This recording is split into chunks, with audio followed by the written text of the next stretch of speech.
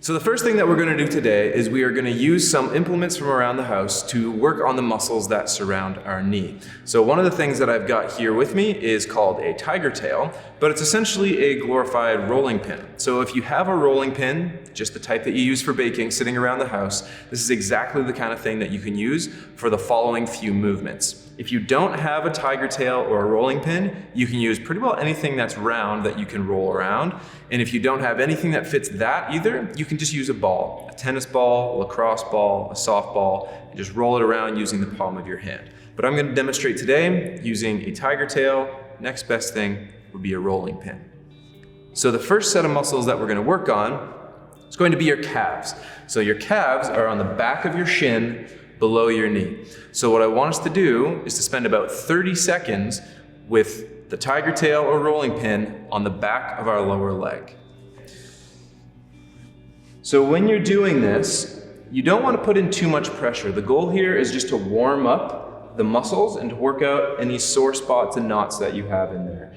So you can go straight front to back pressure. You can move a little bit to do the inside of your calf. You can move a little bit to do the outside of your calf. You want to avoid hitting this lump of bone on the outside here, and you want to avoid going all the way down to your heel. But other than that, just keep going for 30 seconds. We're going to jump right onto the other side. We're going to do 30 seconds on the other calf as well. So again, try to get the entire calf, the big belly of the muscle, a little bit towards the inside, a little bit towards the outside. And don't give yourself too much pressure, but if you don't feel much in there and it's comfortable for you, feel free to push a little bit harder. It's going to depend on the position that you're in, just how much pressure you can put in. If this isn't comfortable for you, you can also try doing it standing with your foot on the chair. So the next set of muscles that I want you to use the rolling pin or tiger tail with is going to be your quadriceps, also known as your quads for short. So the quads are the muscles that are right on the front of your thigh here. So there are two positions that you can do this in. You can do it seated with your knee bent, like so, or you can do it if you scoot towards the edge of your chair. You can straighten one of your legs, and you can do it with your leg relaxed. Whatever allows you to put the more force into your leg is the one I want you to choose, because as we progress through this, you'll find that you can take a little more force and a little more depth every single day. But we're gonna do about 30 seconds per side, just putting some normal pressure in, and as the week goes on, you can put a little more pressure in every time if you think you can handle it. So let's do 30 seconds on the right to start with. So it's the same sort of thing as with the calf, in that you wanna go straight up and down, go a little bit more towards the middle, a little bit more towards the outside. And all you want to do is to try to get all the way from the top close to your hip, down towards your knee. What I don't want you to do is to roll right on top of the kneecap. I want you to stop before you get to the kneecap. If it's all feeling pretty good, focus a little more towards the outside of your quads, more so than the inside. Now we're going to jump straight over to the left side. And you can do the same thing for about 30 seconds. Gonna roll straight front to back in the middle. If you wanna put some extra weight in there, feel free. You're not gonna hit the kneecap, you're not gonna hit your hip bone, you're just gonna stay in between. A little towards the inside, a little towards the outside. Most people are gonna need a little more work towards the outside of their quads than they are towards the inside. So if you have the time to focus out there, I'd recommend you focus on the outside more than the rest. So next on the list, after we've done our calves and we've done our quads, is gonna be our hamstrings. So our hamstrings are the group of muscles that are on the back of your leg, on the back of your thigh, between the bone that you sit on and the back of your knee.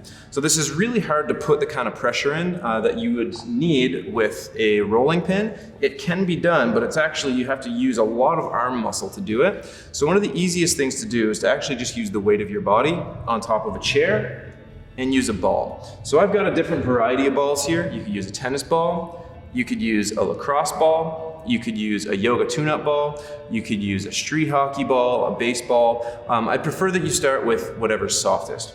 So what you're gonna do is you're gonna do about 30 seconds again on the back of each leg, where you're just rolling it front to back, or you're gonna squish it up under your leg and just move your knee back and forth.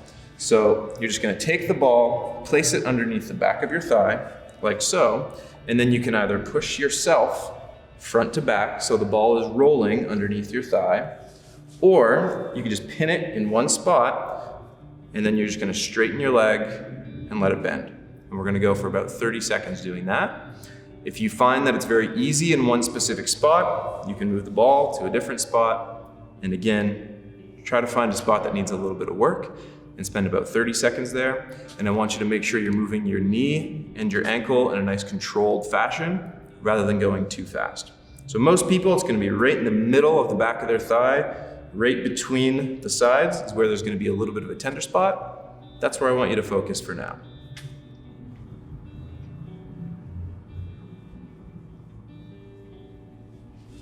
So once we're done 30 seconds on that side, we're gonna start on the other side. I'm gonna use just a little bit of a bigger ball this time that's a little bit harder than a tennis ball. You can do the same thing, just gonna lift up one leg, place it right in the middle of your thigh, and spend 30 seconds just going straight, front to back. So the whole time, you wanna be under control here. If as you're going, you find that this is giving you pain down your leg beyond the knee, meaning that it's hurting in your foot, or it's sending some kind of different signal down your leg that's uncomfortable to you, move the ball and try again. We just don't want to be sitting on top of a nerve in that area. But if you find that it's just a little uncomfortable locally, right where you have the ball, that's entirely fine.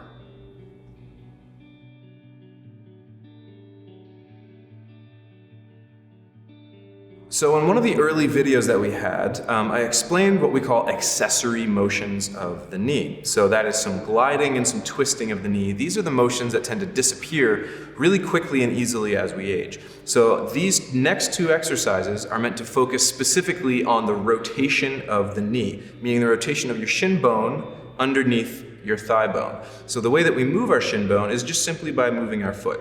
So the first exercise that we're going to do is going to be what we call an external rotation. If you're looking down on your feet, it should almost look like your foot is going to do something like a windshield wiper out to the side and then back. So you're going to plant your heel on the ground, you're going to take your toe out to the side and then bring it back and put it down. So we're going to do that for 30 seconds on the right leg starting now. Your heel is planted, you're going to twist out, and then come back and relax for a split second, lift up, and do the same thing again. So what you want to do is make sure that this is under control the whole time, and don't force it to as far as you can go to the point of pain. All I want you to do is just keep your knee still, point your toe out, bring it back, and put it down again. This will help to get you moving really well in the inside of your knee. We're now going to proceed to do the exact same thing on the other side. And what I want you to focus on with this one is trying to make sure that your knee isn't doing all of the movement back and forth side to side. What I want to happen is your knee to stay relatively still and for your foot to move and your shin to move underneath your thigh bone. So the same thing, we're going for 30 seconds. You're going to lift your toe up. You're going to twist toes out, bring them back, and put them down. The whole time, trying to keep our knee relatively still, and we're going slow enough that we've got control, but not so slow that it's extremely fatiguing for you. So just keep the knee still, toes up, rotate out, bring them back, and put them down. Just have a couple more reps on this. Last one, there we go. So the next movement that we want to get here is going to be almost exactly the same. We're simply going to go the other direction. So what we did before was we lifted our toe and we swiveled our toe out. What we're going to do this time is we're going to lift our heel and swivel our heel out. So don't expect the same range of motion of this. Humans are built to have a bigger range of motion going this way. And in most people, it's a little more uncomfortable to do that. This one should, in most people, be a little more comfortable, but it's not going to go very far relative to the first one. So it's going to be the same thing. We're going to lift our lift our heel up, and we're going to swivel our heel out to the side while leaving our toe on the ground, bring it back, and put it down. So we're going to do 30 seconds starting on the right side now. Heel up, trying to keep your knee still, swivel your heel out, bring it back, put it down. Heel up, all the way out, all the way back in, and down again. You can vary the placement of your foot to be a little further away from you, or it can be a little closer underneath you, depending on what's comfortable for you and what's comfortable for your knee. Toe on the ground, heel up, out to the side, back to the center, and down again. So we're now going to do the exact same thing on the left side. I like it if you can put your hands on your knees just to try to keep track of them to make sure they're not wobbling back and forth. The tendency in some people is to have their knees wobble a lot. So again, we're going to start with 30 seconds on the left side. You're going to keep toes on the ground, heel up, heel out, and then back again and down. Heel up, heel out, heel back again, and then down. Don't feel the need to force it as far as you can possibly go. Just get to the end of what range is comfortable for you, hold for a split second, and then come back to the start and start again. We're gonna do one last rep here, all the way to the edge, bring it back and down. So the next exercise that I'm gonna show you is what we call a seated leg lift. So the muscle that's on the front of your thigh, called your quads, one of the main things that it does is it holds your leg straight as you lift it. So you don't have to do this as high as you possibly can. It's not meant to be a stretch. It's not meant to be a huge range of motion. We're just trying to get this muscle doing some of its work. So you're gonna have one leg bent with your foot flat on the ground to give you some support. You're gonna be towards the front of your chair to make sure you have some room to do this. You're gonna have the other leg as straight as you can get it with your toes pulled a little bit up. You don't have to pull them as high as you can. I just don't want them pointed down. So they're gonna be aimed relatively up towards the ceiling. So all we're gonna do is we're going to try to push a little pressure with our hands into the opposite side thigh, and then we're just going to lift straight up off the ground, back down again, and relax. So we're gonna start by doing 30 seconds of that on the right side. Don't forget to support yourself by putting pressure into the left side, okay? 30 seconds on the right. We're gonna lift straight up, hold for a second, back down, and relax. Straight up, back down, and relax. Try to keep your toes up towards the ceiling instead of letting them fall towards the sides. Straight up, back down, and relax. Straight up again, back down, relax. One more, hold for a split second, back down, and then relax.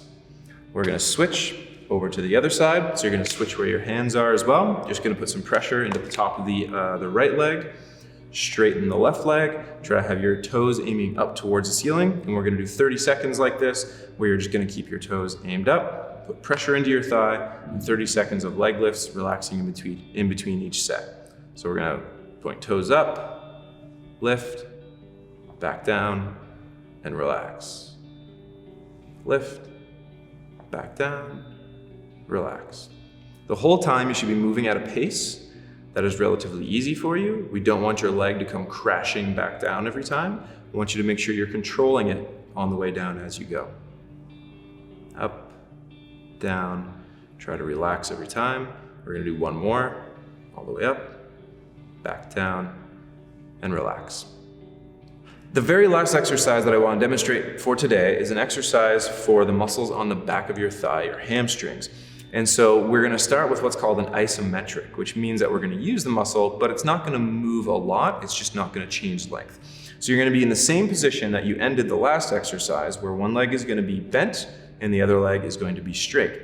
It's the straight leg that you're going to be doing the work with. So what you're going to do is you're actually going to press straight down into the ground with the back of your heel.